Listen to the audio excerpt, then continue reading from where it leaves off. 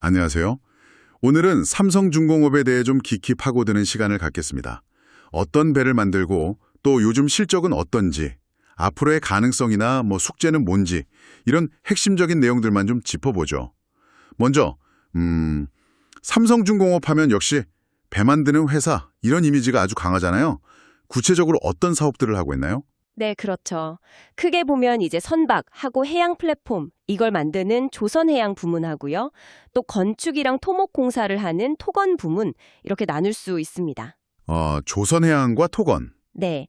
근데 이게 매출 비중을 보면요. 2025년 상반기 기준으로 조선해양이 약 5조 5천억 원 정도, 전체의 한 95.8%, 거의 전부라고 봐도 될 정도죠. 96% 가까이요. 야, 네, 토건 부문은 한 2,300억 원, 4.2% 수준이라서 사실상 그냥 조선해양 전문 기업이다 이렇게 봐도 괜찮습니다. 와, 정말 집중도가 높군요. 그럼 그 주력인 조선해양 부문에선 어떤 제품들을 주로 만들고 있나요? 제일 자신 있는 분야 이런 게 있을까요? 그건 단연 액화 천연가스, 그러니까 LNG 운반선입니다. LNG선? 네, 아시다시피 전 세계적으로 친환경 에너지 수요가 늘면서 LNG 물동량이 막 증가하고 있잖아요. 네, 맞아요. 이 LNG를 운반하는 배가 꼭 필요한데 이게 기술 난이도가 상당히 높고 가격도 비싼 그런 고부가가치 선박이거든요. 삼성중공업은 이 LNG 운반선 분야에서 세계 최고 수준의 기술력, 또 건조 경험 이런 걸 가지고 있어서 시장을 이끌어가는 그런 플레이어 중 하나라고 할 수 있죠. 아마 상반기 조선해양 매출의 상당 부분이 여기서 나왔을 겁니다. LNG 운반선이 핵심이군요. 그럼 다른 종류의 배도 만들지 않나요? 예를 들면 컨테이너선 같은 것들이요. 물론이죠. 초대형 컨테이너선도 아주 중요한 축입니다. 요즘 온라인 쇼핑 같은 거 늘면서 전 세계 물동량이 증가했고 또 한 번에 더 많은 짐을 실으려는 경향이 강해졌어요. 네네. 그래서 축구장 몇 개 크기만 한 그런 15,000 TAU급 이상의 아주 큰 컨테이너선 수요가 꾸준한데요. 삼성중공업이 이 분야에서도 경쟁력을 가지고 계속 수주를 이어가고 있습니다. 그렇군요. 원유 운반선이나 좀 특수한 탱커 같은 건 어떻습니까? 네, 그 거대한 원유 운반선 VLCC라고 하죠. 그리고 북해 같은 특정 해역 유전하고 육지 터미널 사이를 이렇게 왕복하면서 원유를 실어 나르는 특수 선박이 있어요. 셔틀 탱커라고 하는데 이런 것들도 꾸준히 만들고 있습니다. 셔틀 탱커요? 네. 이런 배들도 요즘은 그냥 기름만 나르는 게 아니라 국제 환경 규제가 점점 강해지면서 친환경 성능이 중요해지고 있거든요. 여기서도 이제 삼성중공업의 기술력이 필요한 상황인 거죠. 매출 비중으로 보면 LNG선이나 컨테이너선보다는 좀 작지만 그래도 중요한 제품군입니다. 해양 플랜트, 특히 그 FLNG라는 걸 삼성중공업에 잘한다고 들었거든요.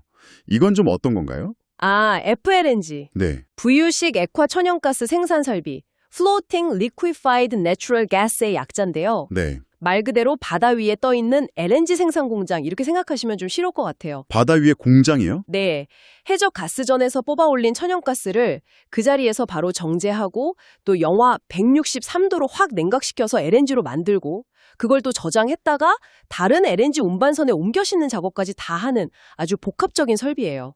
정말 기술의 집약체라고 할 수 있죠. 와, 바다 위에서 그 모든 걸 다 한다니 진짜 대단하네요. 그렇습니다.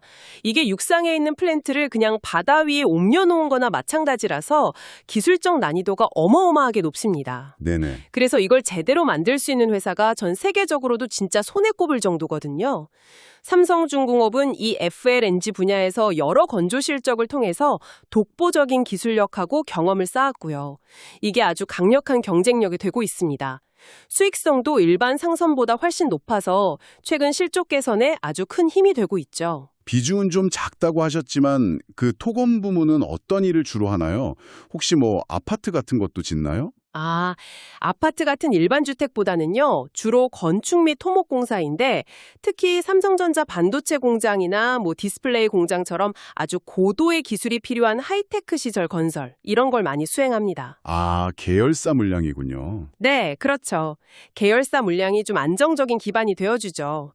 전체 매출에서 차지하는 비중은 4%대로 작지만, 나름대로 꾸준한 역할을 하고 있다, 이렇게 볼 수 있습니다. 그렇군요. 그럼 각 선박 종류별로 경쟁사들하고 비교했을 때 삼성중공업의 위치는 어느 정도라고 봐야 할까요? LNG 운반선이나 FLNG처럼 기술 장벽이 높은 고부가가치 시장에서는 명실상부한 글로벌 탑티어입니다. 한국의 다른 대형 조선사들하고 같이 이 시장을 주도하고 있죠. 네. 지속적인 연구개발로 확보한 친환경 기술이나 스마트십 기술 이런 게 핵심 경쟁력이고요. 컨테이너선이나 유조선 시장에서도 기술력하고 품질을 바탕으로 상위권을 유지하고 있습니다. 다만 이제 이쪽은 중국 조선사들이 정부 지원을 등에 업고 가격 경쟁력이랑 엄청난 물량으로 막 따라오고 있어서요. 아, 중국이요? 네. 그래서 기술 격차를 계속 유지하면서 좀 수익성 좋은 계약을 선별해서 따내는 전략, 이게 아주 중요합니다. 주로 어떤 고객들한테 판매하고 계약은 어떤 식으로 이루어지나요? 조선해양 부문은 거의 대부분 해외 고객들입니다. 이름만 대면 알만한 세계적인 해운사들이나 아니면 쉘, 페트로나스 같은 글로벌 에너지 기업들이죠. 네. 이런 회사들하고 직접 계약을 맺고요. 배를 만드는 과정 있잖아요. 예를 들어서 첫 철판을 자르는 강제 절단, 또 배에 뼈대를 까는 용골 거치, 물에 띄우는 진수, 최종 인도, 이런 주요 단계마다 대금을 나눠서 받는 방식, 마일스톤 방식이라고 하는데 그렇게 진행됩니다. 단계별로 받는군요. 네, 토건 부문은 주로 삼성전자 같은 국내 관계사나 공공기관 이런 국내 발주처하고 직접 계약하고 공사 진행률에 따라서 대금을 받고요. 요즘 수주 물량이 늘면서 생산 능장을 키우는데도 투자를 많이 한다고 들었어요. 네, 맞습니다. 올해 시설 투자에만 총 3천억 원을 투입할 계획인데요. 이게 작년에 실제 투자한 금액이 한 1,733억 원 정도였거든요. 그거의 거의 2배에 달하는 규모입니다. 와, 2배나요? 네. 특히 이 투자금 중에 상당 부분을 아까 말씀드린 FLNG 생산 설비를 늘리는 데 사용할 것으로 보여요. 워낙 수익성이 좋은 분야니까요. 이렇게 해서 생산 효율성을 높여가지고 전체 가동률을 한 117% 수준까지 끌어올리겠다. 이런 목표를 가지고 있습니다. 생산 능력 확대도 중요한데 그 꾸준한 R&D 투자가 실제 매출에는 어떻게 연결되는 건가요? 좀 궁금하네요. 네, R&D는 당장의 매출보다는 약간 미래 먹거리를 확보하는 그런 투자라고 봐야죠. 네네. 암모니아나 수소 같은 새로운 연료를 사용하는 선박 기술, 또 운항 중에 나오는 탄소를 배 안에서 바로 잡아내는 탄소 포집 기술, OCCS 같은 거요. 아, 탄소 포집. 네. 그리고 배 자체의 에너지 효율을 높이는 기술 개발, 이런 데 집중하고 있습니다. 2025년 상반기에만 연구개발비로 한 450억 원 이상을 썼어요. 네. 이런 기술력이 있어야 남들보다 좀 앞서서 비싼 값의 배를 수주할 수 있는 거고, 그게 결국 장기적인 매출 성장이나 수익성으로 이어지는 거죠. 자율운항 시스템 SAS나 스마트십 솔루션 SBS 같은 디지털 기술, 용접 로봇 도입 같은 생산성 향상 노력도 마찬가지고요. 조선업은 혹시 계절을 타거나 특정 시기에 일이 몰리는 그런 경향도 있나요? 옷이나 아이스크림처럼 특정 계절에 수요가 확 몰리는 그런 산업은 아닙니다. 네. 다만 이제 세계 경제가 좋으냐 나쁘냐, 해상 물동량의 변화, 기름값 변동, 그리고 중요한 건 국제 환경 규제가 언제 어떻게 시행되느냐, 이런 거에 따라서 선박 발주 시기가 좀 영향을 받아요. 아, 환경 규제요? 네, 예를 들어서 강력한 환경 규제가 곧 시행된다 이렇게 발표가 나면 선주들이 그 전에 서둘러서 배를 주문하거나 혹은 반대로 규제 내용을 좀 더 지켜보려고 발주를 미루거나 이런 경향이 나타날 수 있죠. 말씀하신 그 환경 규제가 구체적으로 어떤 영향을 주는 건가요? 긍정적인가요? 부정적인가요? 대표적인 게 이제 국제해사기구 IMO의 환경 규제인데요. 선박에서 나오는 탄소 배출량을 점점 더 엄격하게 줄이라는 거거든요. 네. 단기적으로 보면 이런 규제를 맞추기 위해서 새로운 기술을 개발하고 적용하는데 당연히 돈이 들겠죠. 그렇죠. 비용이 들겠죠. 네. 하지만 길게 보면 이게 오히려 기회가 됩니다. 오래되고 오염물질을 많이 내뿜는 배들을 친환경 선박으로 바꿔야 하는 수요가 엄청나게 생기거든요. 삼성중공업이 강점을 가진 LNG 추진선이나 더 나아가서 암모니아, 수소연료 선박 같은 차세대 친환경 선박 시장을 선점할 수 있는 좋은 기회가 열리는 셈입니다. 그렇군요. 기회가 될 수도 있겠네요. 환율이나 원자재 가격 같은 외부 요인 영향도 클 것 같은데요. 어떻습니까? 아주 중요합니다. 배값은 대부분 달러로 받기 때문에 환율 변동에 굉장히 민감해요. 네. 최근처럼 달러 가치가 높아지면, 그러니까 원화가 약세면 똑같은 달러를 받아도 원화로 바꿨을 때 금액이 커지니까 매출이나 이익에 플러스 효과가 있습니다. 실제로 2025년 상반기 실적에 이 환율 효과가 꽤 컸어요. 아, 그래서 금융 수익이 늘었군요. 네, 그렇죠. 반대로 달러 가치가 떨어지면 원화 강세가 되면 수익성이 나빠질 수 있어서 항상 이 환율 변동성은 주시해야 할 위험 요인입니다. 물론 뭐 선물한 계약 같은 파생 상품으로 위험을 관리, 해지라고 하죠. 그렇게 하고 있습니다. 원자재 가격은요? 특히 그 배 만드는 데 쓰는 철판 가격이 중요하다고 들었는데요. 맞습니다. 배는 뭐 기본적으로 거대한 철 구조물이잖아요. 네. 그래서 배 원가에서 가장 큰 비중을 차지하는 게 후판, 즉 두꺼운 철판 가격입니다. 이 후판 가격이 오르면 그게 고스란히 원가 부담으로 이어져서 수익성에 직접적인 영향을 줘요. 최근 몇 년간 철광석 가격 변동이 좀 심했기 때문에 이 부분도 예의주시하면서 선물 계약 등으로 가격 변동 위험을 관리하려고 노력하고 있습니다. 자, 그럼 이제 가장 궁금해하실 최근 실적 얘기를 좀 해보죠. 2025년 2분기 실적이 엄청나게 좋았다면서요? 네, 정말 눈에 띄는 성과를 냈습니다.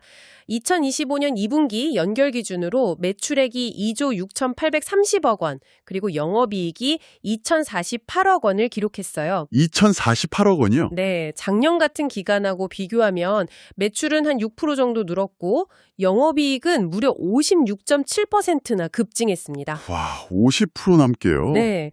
특히 분기 영업이익이 2천억 원을 넘은 건 2014년 3분기 이후 거의 11년 만에 처음 있는 일입니다. 11년 만에 분기 영업이익 2천억 돌파라니.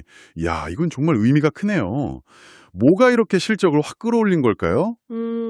크게 두 가지 이유를 들 수 있을 것 같아요. 첫째는 과거에 조전업 불황기 때 어쩔 수 없이 좀 낮은 가격에 수주했던 물량들 있잖아요. 네, 저가 수주 물량들. 네, 그런 것들이 이제 거의 다 건조되어서 나가고 최근에 죗값 받고 수주한 물량들이 매출에 반영되기 시작했다는 점. 이게 하나고요. 둘째는 제품 믹스, 그러니까 판매하는 제품 구성이 좋아졌다는 거예요. 수익성이 높은 고부가가치 선박, 특히 아까 말씀드린 LNG 운반선하고 이익률이 아주 좋은 FLNG, 이런 것들의 매출 비중이 높아지면서 전체적인 수익성이 크게 개선된 거죠. 실적이 좋아졌다고 하니 재무 상태도 좀 궁금한데요. 안전한 편인가요? 부채가 많다는 얘기도 있었던 것 같은데. 네, 2025년 6월 말 기준으로 보면요. 유동 비율, 그러니까 1년 안에 갚아야 할 빚, 유동 부채가 한 9.7조 원 정도 되는데 그거 대비해서 1년 안에 현금화할 수 있는 자산, 유동 자산이 11.4조 원 정도거든요. 그래서 비율로 따지면 약 117% 정도입니다. 단기적인 지급 능력은 뭐 괜찮은 수준이라고 볼 수 있어요. 117%면 괜찮군요. 네.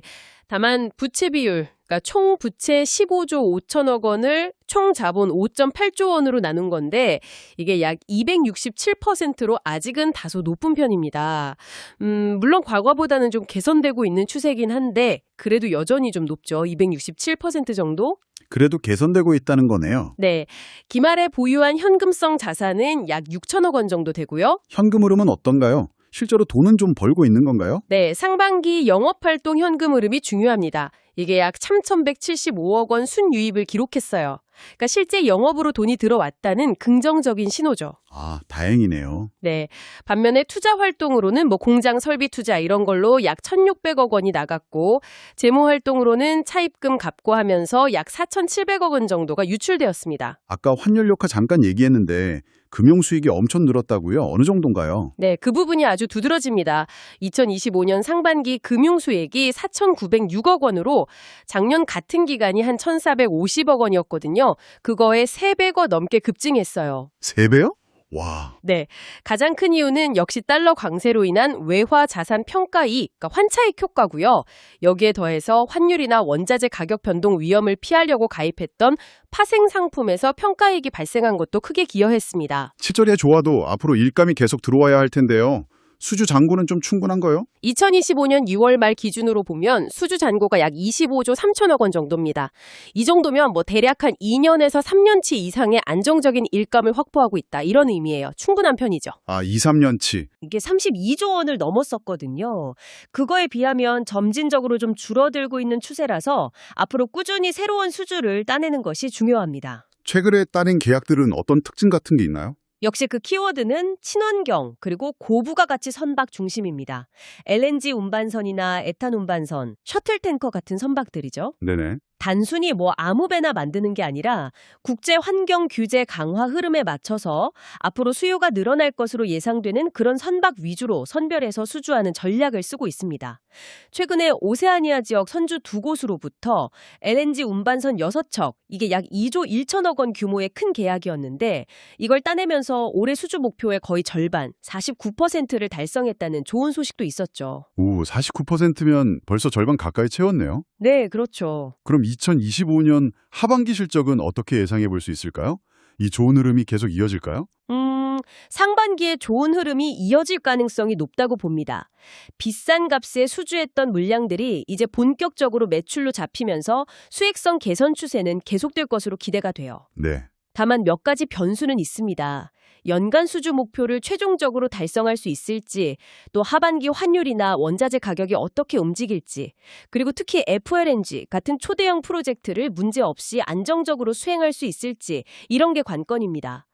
그리고 상반기에 워낙 컸던 금융 수익 규모는 환율이 좀 안정된다면 다소 줄어들 수도 있고요. 실적이 이렇게 좋아지면 주주들도 배당 같은 걸 좀 기대할 수 있지 않을까요?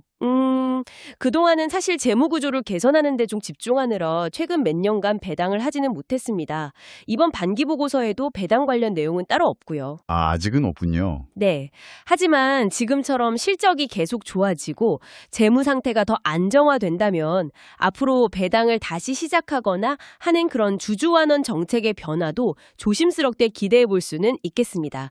아직은 좀 지켜봐야 할 단계인 것 같아요. 지배구조 쪽은 어떤가요? 혹시 나중에 주식으로 바뀔 수 있는 전환사채나 이런 물량 부담 같은 건 없나요? 최대 주주는 삼성전자로 지분 한 15.23%를 가지고 있고요. 삼성생명 같은 특수관계인을 다 합치면 약 20.9% 정도를 보유하고 있습니다. 네. 이사회는 사내이사 3명이랑 사회이사 4명, 총 7명으로 구성되어 있고 이사회 안에 감사위원회나 ESG위원회 같은 전문위원회들을 두어서 경영 투명성을 높이려고 노력하고 있습니다.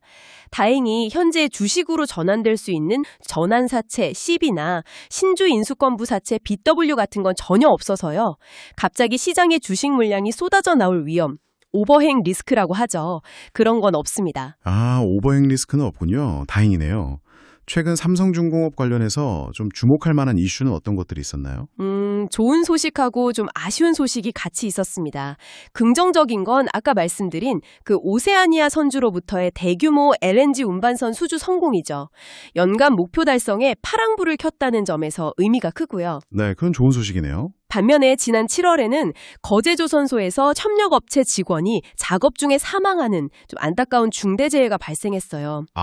네, 안전관리에 대한 경각심을 다시 한번 좀 일깨우는 사건이었고 과거에도 산업안전 관련 이슈가 좀 있었던 만큼 지속적인 노력이 필요한 부분입니다. 그리고 환율 상승하고 파생상품 이익 덕분에 금융수익이 크게 늘어난 것도 주목할 만한 이슈였습니다. 자, 그럼 지금까지의 내용을 좀 종합해서 투자 관점에서 삼성중공업을 본다면 어떤 점들을 좀 눈여겨봐야 할까요? 강점부터 짚어주시죠. 가장 확실한 건 역시 실적하고 수익성이 눈에 띄게 좋아지고 있다는 겁니다. 오랫동안 좀 발목을 잡았던 저가 수주 물량 부담에서 벗어나면서 영업이익이 급증하고 있고 이게 이제 숫자로 명확히 드러나고 있어요. 네, 숫자로 증명하고 있죠. 네, 주력 제품인 LNG 운반선 시장은 앞으로도 수요가 꾸준할 것으로 보이고 특히 수익성 높은 FLNG 분야에서의 경쟁력, 이건 확실한 강점이라고 할 수 있습니다. 환경규제 강화가 오히려 기회가 된다는 점도 중요하겠네요. 그렇습니다. 친환경 선박으로의 전환은 거스를 수 없는 대세인데 이 분야에서 기술적 우위를 가진 삼성중공업에게는 시장을 선점하고 또 확대할 좋은 기회입니다. 생산 능력을 키우기 위한 대규모 투자라던가 비용 효율성을 높이려는 노력, 이런 것도 긍정적인 부분이고요. 반대로 좀 주의해야 할 점이나 위험 요인은 뭘까요? 우선 수주 잔고가 최근 좀 줄어드는 추세인 만큼 앞으로 신규 수주 목표를 꾸준히 달성하는지 이게 중요합니다. 안정적인 일감을 계속 확보해야 하니까요. 네, 수주가 중요하죠. 네, 또 FLNG 같은 초대형 프로젝트는 워낙 복잡해서 예상치 못한 문제나 비용 증가 같은 위험이 항상 따릅니다. 이런 프로젝트를 얼마나 안정적으로 관리하느냐, 이것도 중요하고요. 마지막으로 환율이나 원자재 가격 같은 외부 경제 환경 변화, 그리고 최근 발생한 중대재해 같은 안전 문제나 노사관계 관련 리스크, 이런 것도 항상 염두에 두어야 합니다. 오늘은 삼성중공업에 대해 정말 다각도로 살펴봤습니다.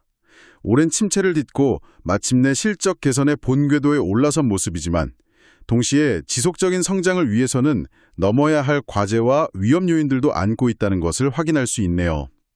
기술 경쟁력을 바탕으로 친환경 시대의 조선 강자로 더욱 확고히 자리매김할 수 있을지 앞으로의 행보가 주목됩니다. 오늘 이야기는 여기까지입니다. 다음 시간에도 여러분의 지적 호기심을 자극할 흥미로운 분석으로 돌아오겠습니다.